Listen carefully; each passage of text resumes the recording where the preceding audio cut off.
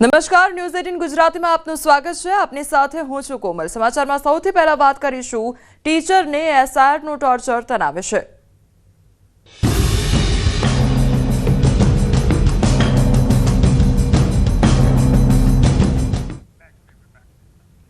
વડોદરામાં વધુ એક બીએલઓની તબિયત લથડી ગઈ છે। એસઆઈઆરની કામગીરી કરતા કર્મચારીની તબિયત લથડી ગઈ છે।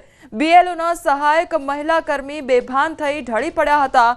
તો પ્રતાપ વિદ્યાલયમાં ફોર્મ ચેકિંગની કામગીરી કરવામાં આવી રહી હતી। તે દરમિયાન આ ઘટના સર્જાઈ હતી। તો મહિલા બીએલઓ કર્મચારીને સારવાર અર્થે ખસેડવામાં આવ્યા છે। કાજલબેન પટેલને તાત્કાલિક સારવાર અર્થે હોસ્પિટલ ખાતે ખસેડવામાં આવ્યા છે।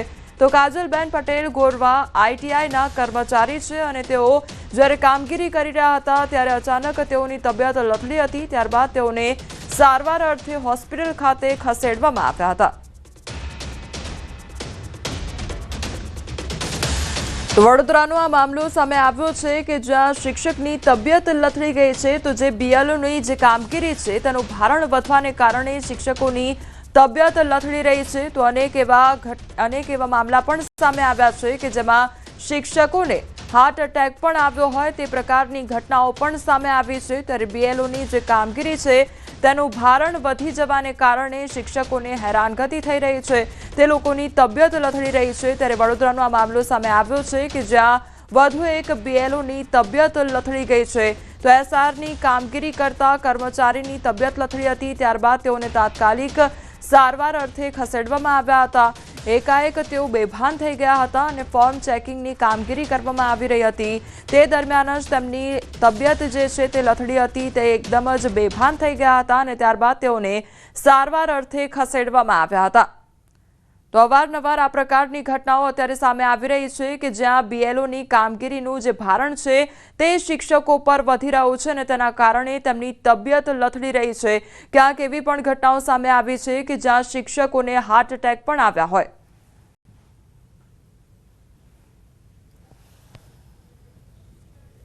છેલ્લા 2-3 દિવસથી એસઆઈઆરની જે કામગીરી ચાલી રહી છે તેને લઈને કોઈને કોઈ ચર્ચા ચાલી રહી છે, કોઈને કોઈ વિવાદ ચાલી રહ્યો છે અને કર્મચારીઓ છે તેમની તબિયત લથડી રહી છે।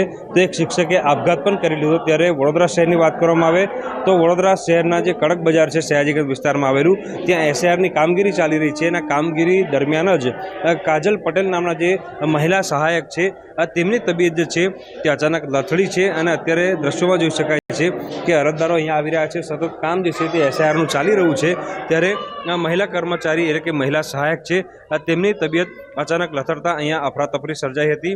કર્મચારી જે છે તે બેભાન થઈ ગયા હતા અને તેમને ભાનમાં લાવવા માટેના અનેક પ્રયત્નો જે છે તે અહીંના જે અન્ય કર્મચારીઓ છે, અરજદારો છે તેમના દ્વારા કરવામાં આવ્યા છે। અત્યારે જોઈ શકાય છે કે જે મહિલા કર્મચારી છે, મહિલા સહાયક છે, તેમનો જે સામાન છે, બેગ છે તે અહીંયા જે સેન્ટર છે ત્યાં જ પડ્યું છે। તાત્કાલિક ધોરણે તેમને રિક્ષાના મારફતે સયાજી હોસ્પિટલ ખાતે સારવાર માટે લઈ જવામાં આવ્યા છે અને તેમને સારવાર જે છે તે આપવામાં આવી રહી છે। ત્યારે અહીંયા સૌથી મોટો સવાલ એ ઊભો થાય કે શું ખરેખર કર્મચારીઓના માથે કામનું ભારણ વધારે છે જેના કારણે આ જે કર્મચારીઓ છે તેમની તબિયત લથડી રહી છે। ચોક્કસથી ગઈકાલે પાદરામાં પણ આ પ્રકારની ઘટના બની હતી અને આજે વડોદરામાં જે કર્મચારી છે તેની તબિયત લથડી છે। ત્યારે તંત્રએ આ મામલે તકેદારી રાખવી અત્યારે ખૂબ જ જરૂરી બન્યું છે। હાર્દિક દીક્ષિત, ન્યૂઝ 18 ગુજરાતી, વડોદરા। પેલું બીપીની રેગ્યુલર ગોળી કદાચ મિસ થઈ ગઈ હોય એટલે સેજ ચક્કર જેવું આવી ગયું છે અને અત્યારે સ્ટેબલ છે। એમને એસએસજીમાં લઈ ગયા છે। અમારા સેક્ટર ઓફિસર બી જોડે છે અને હું પણ અત્યારે એસએસજી જાઉં છું અને માહિતી લીધી છે। એવો લોકો છે કોઈ પ્રોબ્લેમ જેવું નથી। બીએલઓ છે કોઈ એકલા ના હોય, એમની જોડે સહાયકની મૂક્યા છે। આજે તો આપણે યુનિવર્સિટીના વોલિયન્ટર્સ વિદ્યાર્થીઓને પણ મૂક્યા છે। તો રાજ્યના શિક્ષણ જગતને હચમચાવી દેતા આ દ્રશ્યો સામે આવ્યા છે કે કામના ભારણને કારણે શિક્ષકો જીવ ગુમાવી રહ્યા હોવાના આક્ષેપ થઈ રહ્યા છે। જે આ વાત છે એસઆઈઆર ફોર્મની કામગીરીના અસહ્ય ભારણ અને માનસિક તણાવને કારણે ગીર સોમનાથના કોડીનારમાં શિક્ષકે ગળે ફાંસો ખાઈ પોતાનું જીવન ટૂંકાવી દીધું। તો સુસાઇડ નોટમાં એસઆઈઆરની કામગીરીનું ભારણ હોવાનો ઉલ્લેખ કર્યો। તો આ તરફ તાપી અને દાહોદમાં પણ કંઈક આવી જ ઘટના સામે આવી છે। તાપીમાં બેલધા ગામના બીએલઓ શિક્ષિકાનું મોત નીપજ્યું છે। તો કલ્પનાબેનનું હાર્ટ એટેકથી મોત નીપજ્યું હોવાનું પ્રાથમિક અનુમાન લગાવવામાં આવ્યું છે। દાહોદમાં એસઆઈઆરની કામગીરી દરમિયાન બીએલઓની તબિયત લથડી ગઈ હતી। આ તરફ ખેડાના કપડવંજના નવાપુરા પ્રાથમિક શાળાના આચાર્ય અને બીએલઓ તરીકે કામગીરી કરતા રમેશ પરમારને હાર્ટ એટેક આવતા તેમનું મોત નીપજ્યું છે। ત્યારે વડોદરાના પાદરાના બીએલઓની પણ તબિયત અત્યારે લથડી ગઈ છે।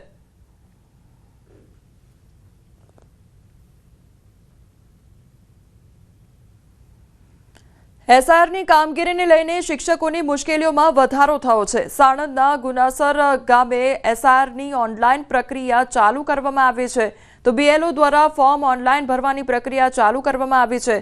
અધિકારીઓ દર 2 કલાકે ફોન કરી માહિતી માંગે છે, જેથી શિક્ષકો સતત માનસિક તણાવમાં રહેતા હોય છે।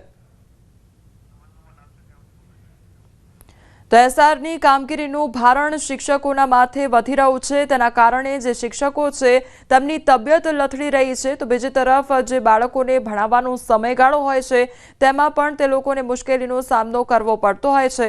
તો શિક્ષકો અત્યારે સતત માનસિક તણાવ અનુભવી રહ્યા છે અને તેના કારણે આ પ્રકારની ઘટનાઓ સામે આવી રહી છે કે જ્યાં શિક્ષકોની તબિયત લથડી રહી છે। કેટલાક શિક્ષકોને હાર્ટ એટેક આવ્યા છે।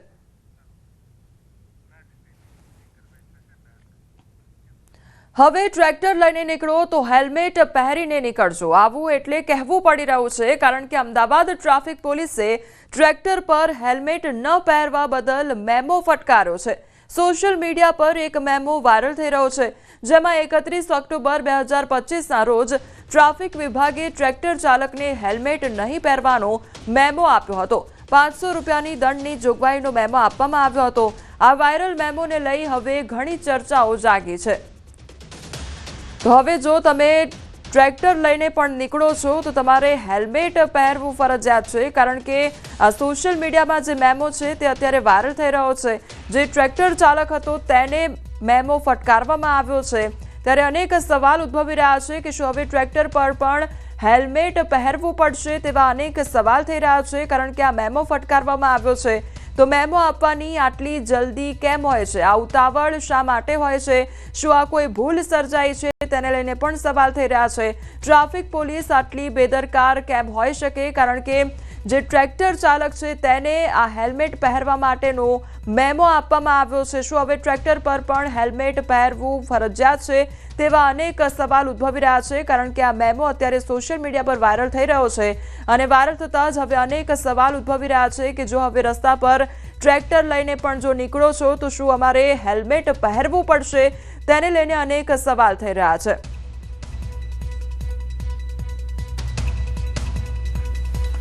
તો ટ્રેક્ટર ચાલકને આ જે મેમો છે તે પણ ફટકારવામાં આવ્યો છે, સાથે 500 રૂપિયાની દંડની જોગવાઈનો જે મેમો છે તે આપવામાં આવ્યો છે અને અત્યારે આ મેમો છે જે સોશિયલ મીડિયા પર વાયરલ થઈ રહ્યો છે।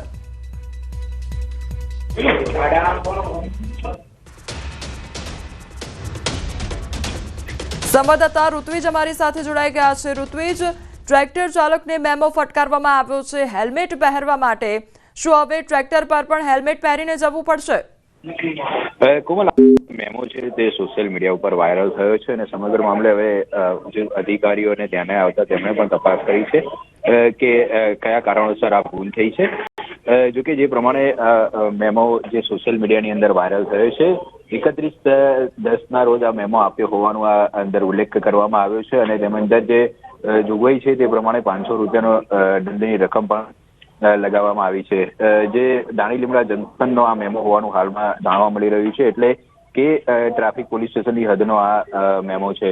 હાલમાં સમગ્ર મામલે ઉચ્ચ પોલીસ અધિકારીઓ દ્વારા તપાસ કરવામાં આવી છે કે કયા કારણોસર આ જે મેમો છે તે ઇસ્યુ થઈ ગયો છે। જી ઋત્વિજ, સમગ્ર માહિતી બદલ આપનો આભાર। સુરેન્દ્રનગરમાં ભાજપ કિસાન મોરચાના પ્રમુખ પર ફાયરિંગનો મામલો સામે આવ્યો છે, તો ચોટીલામાં કિસાન મોરચાના પ્રમુખના ઘર પર ફાયરિંગ કરવામાં આવ્યું છે। ભીખાભાઈ રાઠોડના ઘરના દરવાજા પર ફાયરિંગ કરવામાં આવ્યું। જૂના બંદૂકના કારણે ફાયરિંગ થયાની વિગતો સામે આવી છે। તો અગાઉ એક વાહન અકસ્માતને લઈને મન દુઃખ થયું હતું અને અજય ધાધલ નામના શખ્સે આ ફાયરિંગ કર્યું। કાયદો અને વ્યવસ્થાની સ્થિતિ સામે અનેક સવાલો ઉઠી રહ્યા છે। તો ચોટીલા પોલીસે વધુ તપાસ હાથ ધરી છે। તો ભીખાભાઈ રાઠોડના ઘરના દરવાજા બહાર ફાયરિંગ કરવામાં આવ્યું હતું, તેને લઈને ઘણા સવાલો ઉદ્ભવી રહ્યા છે। સંવાદદાતા અક્ષય મારી સાથે જોડાઈ ગયા છે। અક્ષય, ફાયરિંગનો મામલો સામે આવ્યો છે, સ્થાનિક તંત્ર પર અનેક સવાલ ઉઠી રહ્યા છે। અક્ષય, જી ચોક્કસથી વાત કરવામાં તો ચોટીલા જે તાલુકાના ભાજપ કિસાન મોરચાના જે પ્રમુખ છે ભીખાભાઈ લખરાભાઈ રાઠોડ, તેમના ઘર પાસે અકસ્માતનો બનાવ બન્યો હતો। એક કાર છે તેમના ઘરની દિવાલ સાથે અથડાઈ હતી, જે બાબતે તેમને કાર ચાલકને સામાન્ય રીતે જે ઠપકો આપી રીતે કહ્યું હતું, કાર જોઈને ચલાવવા માટેની જે છે ઠપકો આપ્યું હતું, જે બાબતનું મનદુખ રાખી અને અજય ધાગલ નામના જે શખ્સ છે તે શખ્સ તેમના ઘરે ધસી આવ્યા હતા અને ક્યાં ગયા કિસાન મોરચાના પ્રમુખ ભીખાભાઈ તેમ કહી અને તેમના ઘરના દરવાજા પર છે એ આડેધડ છે એ ગોળીબાર કર્યો હતો, જેને લઈને આસપાસના લોકોમાં પણ ક્યાંક ને ક્યાંક ભય અને નાસભાગનો માહોલ છવાઈ ગયો હતો। આજે ફાયરિંગની ઘટના છાસવાડા સુરેન્દ્રનગર જિલ્લામાં બની રહી છે, તેમજ ખાસ કરીને ચોટીલા પંથકમાં જે આ ફાયરિંગનો બનાવ બન્યો છે તેને લઈને ક્યાંક ને ક્યાંક ચોટીલા પોલીસની કામગીરી સામે પણ સવાલો ઉઠ્યા છે। ચોટીલા તાલુકામાં કાયદો અને વ્યવસ્થાની સ્થિતિ સાવ ખાડે ગઈ હોય તેવું ચોક્કસથી લાગી રહ્યું છે અને જેમ ઘોડા છૂટી જાય અને ત્યારબાદ તાળા મારવાની જેમ પોલીસે હવે ફાયરિંગ અંગેની ફરિયાદ નોંધી અને આરોપીને પકડવાની જે તજવીજ છે એ હાથ ધરી છે। જી અક્ષય, સમગ્ર માહિતી બદલ આપનો આભાર। સમાચારમાં આગળ વાત કરીશું શહેરની ઝેરી હવા વિશે।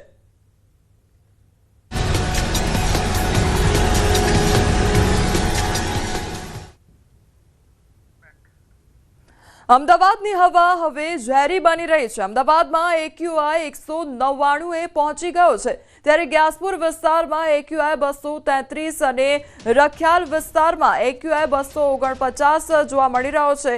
તો રાયખડ એર ક્વોલિટી ઇન્ડેક્સ 290 પર પહોંચ્યો છે, જ્યારે એરપોર્ટ વિસ્તારમાં એર ક્વોલિટી ઇન્ડેક્સ 205 જોવા મળી રહ્યો છે। તો અમદાવાદ શહેરમાં જે પ્રદૂષણનું પ્રમાણ છે તે વધતું જઈ રહ્યું છે। એક તરફ ટ્રાફિકની જે સમસ્યા છે તે વધતી જઈ રહી છે, તો બીજી તરફ જે પ્રદૂષણનું પ્રમાણ છે તે પણ વધતું જઈ રહ્યું છે। તો અમદાવાદની હવા જાણે હવે ઝેરી બનતી જઈ રહી હોય તે પ્રકારની પરિસ્થિતિ સર્જાઈ છે। તો હવે એક નજર તેના પર પણ કરી લઈએ કે AQIને કેટલી કેટેગરીમાં વિભાજિત કરવામાં આવતી હોય છે। દેશમાં AQIને રીડિંગના હિસાબે કુલ 6 કેટેગરીમાં વહેંચવામાં આવતું હોય છે, જેમાં AQI 0 થી 50ની વચ્ચે છે, એટલે કે સારી એટલે કે હવા શુદ્ધ છે તે પ્રકારની પરિસ્થિતિ જોવા મળતી હોય છે, અને 51 થી 100ની વચ્ચે એટલે કે હવાની શુદ્ધતા સંતોષકારક હોતી હોય છે, જ્યારે 101 થી 200ની વચ્ચે હોય છે તો તેને મધ્યમ ગણવામાં આવતી હોય છે, અને ત્યારબાદ 201 થી 300ની વચ્ચે જ્યારે હોય છે AQI ત્યારે તેને ખરાબ ગણવામાં આવતી હોય છે। હવે જો વાત કરવામાં આવે AQI 301 થી 400ની વચ્ચે છે તો તે ખૂબ જ ખરાબ ગણવામાં આવે છે, અને 401 થી 500ની વચ્ચે છે તો તેને ગંભીર શ્રેણીમાં ગણવામાં આવતું હોય છે। તો આ જે અત્યારની પરિસ્થિતિ છે તેને લઈને સિવિલ સુપ્રિન્ટેન્ડન્ટનું નિવેદન પણ સામે આવ્યું છે। સ્વાસ્થ્ય પર પ્રદૂષિત હવાની અસર થઈ રહી છે તે પ્રકારનું નિવેદન પણ તેમના દ્વારા આપવામાં આવ્યું છે।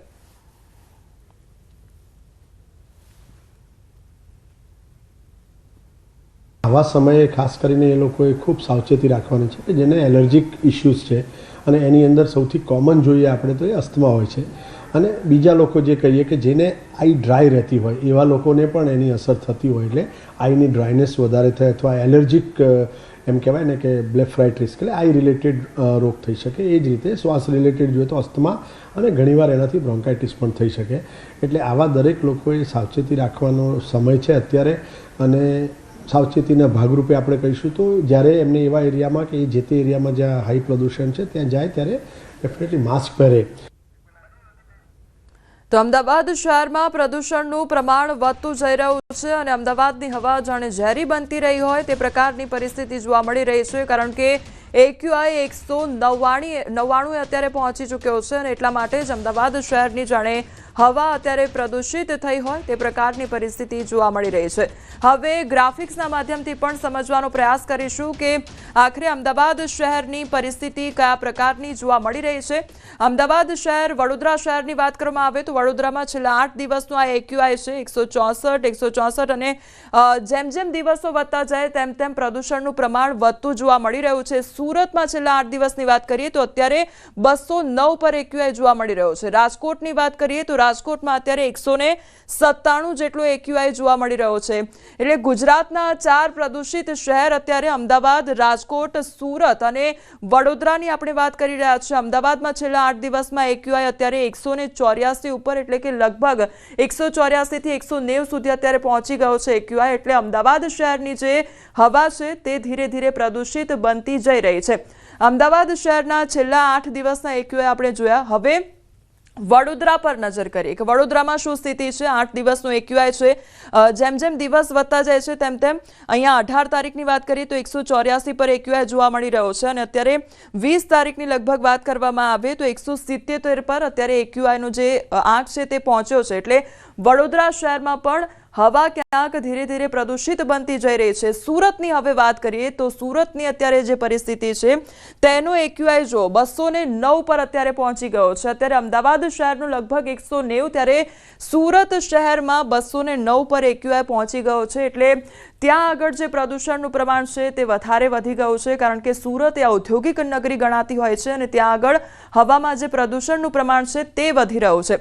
હવે રાજકોટ પર નજર કરીએ કે રાજકોટમાં કયા પ્રકારની સ્થિતિ છે. છેલ્લા 8 દિવસનો એક્યુઆઈ શું કહી રહ્યો છે. આ આંકડા છે 8 દિવસના અને આજની વાત કરવામાં આવે તો 197 સુધી એક્યુઆઈ પહોંચી ગયો છે. એટલે રાજકોટમાં પણ હવા પ્રદૂષિત ધીરે ધીરે થઈ રહી છે. એટલે અમદાવાદ શહેર હોય, સુરત શહેર હોય કે પછી રાજકોટ હોય, તમામ આ જે વિસ્તારો છે ત્યાં આગળ ધીરે ધીરે પ્રદૂષણનું પ્રમાણ વધતું જઈ રહ્યું છે. રાજકોટમાં પણ અત્યારે 197 પર એક્યુઆઈ જોવા મળી રહ્યો છે. એટલે અમદાવાદ શહેર કરતાં પણ રાજકોટમાં હવાનું પ્રદૂષણ જે છે તે વધતું જઈ રહ્યું છે. તો અમદાવાદ શહેરનો એક્યુઆઈ 199 એ પહોંચ્યો છે. ત્યારે અમદાવાદ શહેરમાં પણ પ્રદૂષણનું પ્રમાણ વધતું જઈ રહ્યું છે. ત્યારે હવાના પ્રદૂષણથી હવે કયા પ્રકારની બીમારીઓ થઈ શકે છે તેના પર પણ નજર કરીએ તો દિમાગમાં સ્ટ્રોક આવવો તે પ્રકારની પરિસ્થિતિ પણ જોવા મળી શકે છે. ડિમેન્શિયા અને પાર્કિન્સન જેવા રોગનો પણ ખતરો થઈ શકે છે. તો આંખો આવવી તેમજ આંખ સુકાઈ જવી અને મોતિયો આવી શકે છે તે પ્રકારની પરિસ્થિતિ પણ જોવા મળી શકે છે. હાઇપરટેન્શન, હૃદયરોગનો હુમલો અને હૃદયના અનિયમિત ધબકારાનું પણ કારણ બની શકે છે. તો ફેફસાનું કેન્સર થઈ શકે છે. અસ્થમા જેવા રોગ પણ થઈ શકે છે. જ્યારે હવામાન પ્રદૂષણ થતું હોય છે ત્યારે આ પ્રકારની પરિસ્થિતિ જોવા મળી શકે છે. લીવર કેન્સરનો પણ મામલો જોવા મળી શકે છે. પ્રદૂષણ લોહીને પણ પ્રભાવિત કરે છે. જ્યારે હવા પ્રદૂષિત થાય છે ત્યારે આ તમામ પરિસ્થિતિ જોવા મળી શકે છે. રક્ત વહન થવાની જે ક્ષમતા છે તેના પર પણ પ્રભાવ પડી શકે છે. તો પ્રદૂષણ મોટાપા પર પણ પ્રભાવ નાખે છે અને મેટાબોલિક સિન્ડ્રોમ પણ થાય છે. જ્યારે હવા પ્રદૂષિત બને છે ત્યારે શારીરિક જે પરિસ્થિતિ છે તેમાં ઉપર નીચે જોવા મળી શકે છે. પ્રદૂષણની સીધી અસર પેટ પર પણ પડી શકે છે. ગેસ્ટ્રિક કેન્સર થઈ શકે છે, પેટના રોગ થઈ શકે છે, તેમજ પેટમાં સોજો પણ આવી શકે છે. આ તરફ પેશાબની જે કોથળી છે તેનું પણ કેન્સર થઈ શકે છે. કિડની કેન્સર પણ થઈ શકે છે. તો પ્રોસ્ટેટમાં વૃદ્ધિનું કારણ પણ પ્રદૂષણ બની શકે છે. એટલે હવા પ્રદૂષિત જો થાય છે તો શારીરિક તમને તમામ તકલીફો થઈ શકે છે. પ્રદૂષણની સૌથી વધારે ખરાબ જે અસર છે તે તમારા શરીર પર પડે છે. આ સાથે ચામડીને લગતા રોગો પણ થવાની સંભાવના રહેતી હોય છે. તો રાજ્યમાં ઠંડીનો ચમકારો વધ્યો છે. ત્યારે 10.8 ડિગ્રી તાપમાન સાથે નલિયા સૌથી ઠંડુ શહેર જોવા મળી રહ્યું છે. રાજકોટમાં 14.2 ડિગ્રી તાપમાન નોંધાયું તો ડીસામાં 14.8 ડિગ્રી તાપમાન નોંધાયું. પોરબંદરમાં 15.6 ડિગ્રી તાપમાન નોંધાયું તો ભુજમાં 15.9 ડિગ્રી તાપમાન નોંધાયું છે. અમરેલી અને વડોદરામાં 16 ડિગ્રી તાપમાન, ગાંધીનગરમાં 16.2, અમદાવાદ શહેરમાં 16.3, જ્યારે અન્ય શહેરોની વાત કરવામાં આવે તો 15 થી વધુ શહેરોનું તાપમાન 20 ડિગ્રીથી પણ નીચે નોંધાયું છે.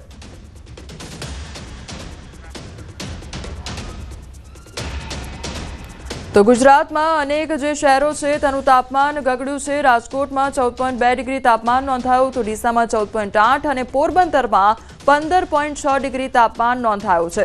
આ તરફ ભુજ, અમરેલી અને ગાંધીનગરની વાત કરીએ તો ભુજમાં 15.9, અમરેલીમાં 16, જ્યારે ગાંધીનગરમાં 16.2 ડિગ્રી તાપમાન નોંધાયું છે. એટલે અત્યારે ઠંડીનું પ્રમાણ જે છે તે ધીરે ધીરે વધી રહ્યું છે.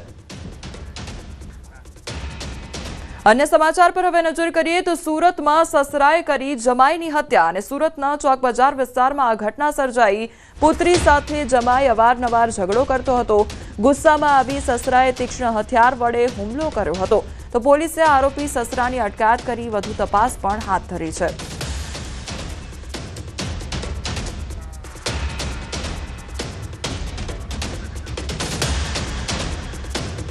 તો પિતા દ્વારા જમાઈની હત્યા કરી દેવામાં આવી છે। જે સસરા હતા તેમના દ્વારા જમાઈની હત્યા કરી નાખવામાં આવી છે। તો જે દીકરી હતી તેની સાથે અવારનવાર ઝઘડો કર્યા કરતો હતો અને તે કારણોસર આ જે સસરા છે તેના દ્વારા જમાઈની હત્યા કરી કાઢવામાં આવી।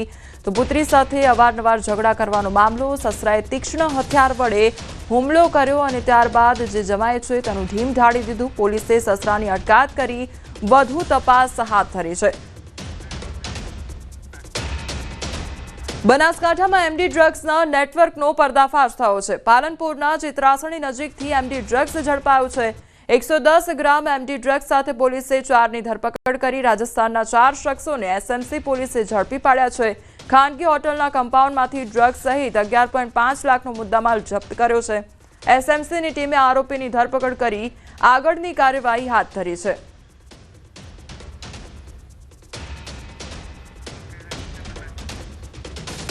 વડોદરામાં તસ્કરોનો આતંક જોવા મળી રહ્યો છે। દુકાનના કર્મચારીએ ચોરીને અંજામ આપ્યો છે। શહેરના કારેલીબાગ વિસ્તારમાં આ ઘટના સર્જાઈ હતી। દુકાનના કર્મચારીએ જ અડધી રાત્રે ખેલ પાડી દીધો તો લોકરમાંથી 2 મોબાઈલ અને રોકડની ચોરી કરી। ચોરીની આખી ઘટના સીસીટીવી કેમેરામાં કેદ થઈ છે। તો દુકાન માલિકને મોબાઈલમાં નોટિફિકેશન મળતા ચોરી અંગેની જાણ થઈ હતી। પોલીસે ફરિયાદના આધારે કર્મચારી રોહિત સાલ્વેની શોધખોળ શરૂ કરી છે। તો વડોદરાનો આ મામલો સામે આવ્યો છે કે જ્યાં દુકાનના જે કર્મચારી છે તેના દ્વારા જ ચોરીને અંજામ આપવામાં આવ્યો। તો રાત્રિના સમયગાળા દરમિયાન આ ચોરીને અંજામ આપવામાં આવ્યો હતો। દબાયેલા પગે તે અંદર ઘૂસ્યો અને ત્યારબાદ તેના દ્વારા ચોરીને અંજામ આપવામાં આવ્યો। તો જે કેશ કાઉન્ટર હતું ત્યાંથી મોબાઈલ ફોન લીધા અને ત્યારબાદ જે રોકડ રકમ હતી તેની પણ ચોરી કરવામાં આવી હતી। સંવાદદાતા હાર્દિક અમારી સાથે જોડાઈ ગયા છે। હાર્દિક, વડોદરામાં ચોરીને અંજામ આપવામાં આવ્યો ખુદ કર્મચારી દ્વારા, શું અપડેટ આખી ઘટનામાં? બિલકુલ, જો સમગ્ર ઘટના વિશે વાત કરવામાં આવે તો કારેલીબાગ વિસ્તારમાં પેટ શોપ આવેલી છે અને ત્યાંના જે માલિક છે તેમને લગભગ રાત્રે 2-2:30 વાગ્યાની આસપાસ એક નોટિફિકેશન મળ્યું હતું અને જે સીસીટીવી કેમેરાનું નોટિફિકેશન હતું તેમને ચકાસણી કરી તો તેમને જણાઈ આવ્યું કે એક શખ્સ જે છે તે તેમની દુકાનમાં આટાફેરા કરી રહ્યો છે અને ત્યારબાદ લોકર ખોલીને એમાંથી રોકડ રકમ અને લગભગ 2 મોબાઈલ જે છે તે ઉપાડી જાય છે। માલિક જે છે તેનું કહેવું છે કે લગભગ 49,000ની આસપાસની જે રકમ છે તે ચોર દ્વારા ચોરવામાં આવી છે। અત્યારે જે તપાસ કરવામાં આવી તો જે દુકાનનો જ કર્મચારી છે તેના દ્વારા આખી જે ચોરીની ઘટના છે તેને અંજામ અપાયો હોવાની જે માહિતી જે છે તેમના છતી થઈ છે। ત્યારે આ દુકાન માલિક છે તેમની ફરિયાદના આધારે પોલીસે આજે કર્મચારી છે કે જેને ચોરી કરી છે તેનું નામ રોહિત સાલ્વી છે તેને શોધખોળ જે છે તે શરૂ કરવામાં આવી છે। જે હાર્દિક, દુકાન માલિક છે તેને કયા સમયગાળા દરમિયાન જાણ થઈ હતી, ત્યારબાદ હવે રોહિતને પકડવા માટે કયા પ્રકારના ચક્રો ગતિમાન કરવામાં આવ્યા છે? ની આસપાસ મોબાઈલ પર એક નોટિફિકેશન મળ્યું હતું અને સીસીટીવી કેમેરા જે છે તે આધુનિક હતો અને હ્યુમન ડિટેક્ટ થતાની સાથે જ હ્યુમન ડિટેક્શનનું નોટિફિકેશન મળ્યું હતું। નોટિફિકેશનના આધારે જ્યારે સીસીટીવી ફૂટેજની ચકાસણી કરવામાં આવી ત્યારબાદ આખો ઘટસ્ફોટ થયો હતો કે દુકાનનો જે કર્મચારી છે તે અડધી રાત્રે દુકાનમાં પ્રવેશ્યો હતો અને ત્યારબાદ તેને દુકાનનો જે લોકર છે તેમાંથી 50,000 ઉપરની જે મત્તા છે, રોકડ છે તે તેમજ જે 2 મોબાઈલ છે તેની ચોરી કરી છે। ત્યારે અત્યારે પોલીસને આ જે સીસીટીવી ફૂટેજ જે છે તે પુરાવા તરીકે આપવામાં આવ્યા છે અને પોલીસ સીસીટીવી ફૂટેજના આધારે આ જે યુવક છે કે જેના દ્વારા ચોરી કરવામાં આવી છે તેના ઘરે તેમજ જે આસપાસના વિસ્તાર છે ત્યાં તેની શોધખોળ જે છે તે કરવામાં આવી રહી છે। જી હાર્દિક, સમગ્ર માહિતી બદલ આપનો આભાર। છોટાઉદેપુર ખાતે આવેલ જળ અને સ્વચ્છતા એકમની કચેરીમાં આઉટસોર્સિસ તરીકે કામ કરતા આસિસ્ટન્ટ એકાઉન્ટન્ટ તિમિર પટેલે સરકારના પૈસાની છેતરપિંડી કરી સરકારને જ ચૂનો ચોપડ્યો છે। તો યોજનાને લઈને આવતી મસમોટી રકમ જોઈ તિમિરનું મન લલચાઈ ગયું અને આ રકમને પોતે હડપી લેવાનો નિર્ણય કર્યો। તેણે નવેમ્બર 2024થી ઓક્ટોબર 2025 સુધી કચેરીના ચેકો તથા આરટીજીએસ ફોર્મ, અલગ અલગ ગ્રાન્ટના નાણાંની રકમ ચેકોમાં ભરી યુનિટ મેનેજર તથા જિલ્લા સંયોજકવાની ખોટી સહી પણ કરતો હતો। મારે જે તે સમયે મગજ સ્થિર નહોતું કે મને પણ ખ્યાલ નથી કે મારાથી આ ભૂલ કેમ થઈ ગઈ, અને મને જ્યારે અહેસાસ થયો કે આ ભૂલ ના થવી જોઈએ આવી, એટલે મેં પછી સામેથી આ બધી પ્રોસેસ જાતે કરેલી છે. તમે આ રૂપિયાનું કર્યું છે? હવે એ જ મને ખ્યાલ નથી, કારણ કે મને અત્યારે યાદ નથી કે શું થયું છે. એટલે પછી મેં જ જાતે સ્ટેટમેન્ટ મંગાવી અને અમે ચેક કરવાના છે કે આ ભૂલ ક્યાં થઈ અને કેવી રીતના થઈ છે. તેમની કચેરીમાં એકાઉન્ટન્ટ આઉટસોર્સિંગના કર્મચારી તરીકે ફરજ બજાવતા તિમિરભાઈ હસમુખભાઈ પટેલ નાઓએ અલગ અલગ ચેકોમાં 1,41,06,820 જેટલી રકમના ચેકોમાં ખોટી સહીઓ કરી HDFC બોડેલી ખાતેના તેમના પર્સનલ એકાઉન્ટમાં રકમ જમા કરાવેલ છે, જેની તપાસ હાલ ચાલુ છે. જામનગરમાં 1.5 વર્ષના બાળકનું પાણીની ડોલમાં ડૂબતા મોત નીપજ્યું છે. કાલાવડના પીઠડિયા ગામે આ કરુણ બનાવ બન્યો છે. 1.5 વર્ષના બાળકનું મોત નીપજ્યું હોવાનો મામલો સામે આવ્યો છે. ખેત મજૂરી કરવા માટે આવેલ પરિવારના બાળકનું ડૂબી જવાથી મોત નીપજ્યું તો રમતા રમતા પાણી ભરેલ ડોલમાં ડૂબી જતા સારવારમાં તેને ખસેડવામાં આવ્યો હતો. સંવાદદાતા કિંજલ અમારી સાથે જોડાઈ ગયા છે. કિંજલ, પાણીની ડોલમાં ડૂબી જવાથી બાળકનું મોત નીપજ્યું છે, શું અપડેટ આખી ઘટનામાં? બિલકુલ કોમલ, જે પ્રકારે વાત કરવામાં આવે જામનગર જિલ્લાના કાલાવડ તાલુકાના ગ્રામ્ય વિસ્તારની આ ઘટના છે. પીઠડિયા ગામમાં આવેલા એક ખેત મજૂર છે તે વાડીમાં જ્યારે હતા ત્યારે જ તેમનું 1.5 વર્ષનું બાળક છે, આ બાળક પાણીની ડોલમાં છે તે ડૂબ્યું હતું, જેને સારવાર માટે રાજકોટની સિવિલ હોસ્પિટલમાં ખસેડાયું હતું. આ સમગ્ર ઘટનાને લઈને સારવાર દરમિયાન જે 1.5 વર્ષનું બાળક છે એમને દમ છે તે તોડ્યો છે, શ્વાસ લેવાનું છોડી દીધું છે, એટલે મૃત્યુને ભેટ્યો છે. આ સમગ્ર જે ઘટના છે એ ઘટનાને લઈને પરિવારમાં ગમગીની છવાઈ છે. કોમલ. જી કિંજલ, સમગ્ર માહિતી બદલ આપનો આભાર. હાલ સમાચારોમાં બસ આટલું જ. આપ જોતા રહો ન્યૂઝ 18 ગુજરાતી.